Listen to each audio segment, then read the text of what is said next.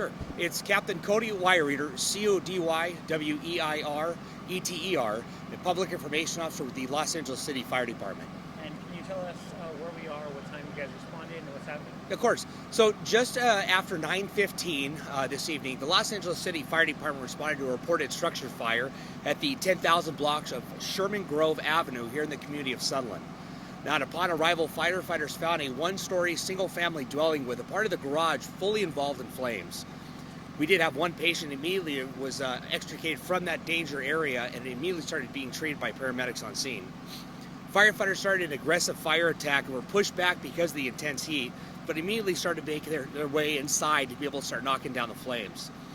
During this firefight, we determined we did have one home that was adjacent to the structure that started to light off with fire.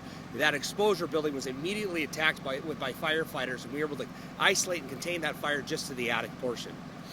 At this point, we did have 3 civilians on scene that were treated by paramedics, with one adult male and a child, approximately 16-year-old male, that were both transported by paramedics to a local hospital.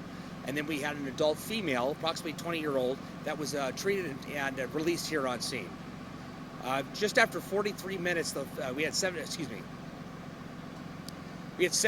firefighters on scene that were able to knock down this fire in just about 43 minutes. Now, this is a complex incident because the fact when we arrived on scene, we did exhibit signs that there was a possibility or potential of an explosion or there was an explosion at some point. Because of that, we took a step back. We were able to knock down those flames.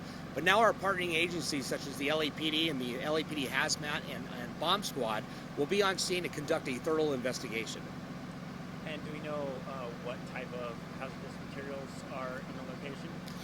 So at this point, because of the fact that it's just too dangerous for firefighters to make re-entry into the home, and we aren't able to really identify, hey, what are some of the potential hazards we do have here?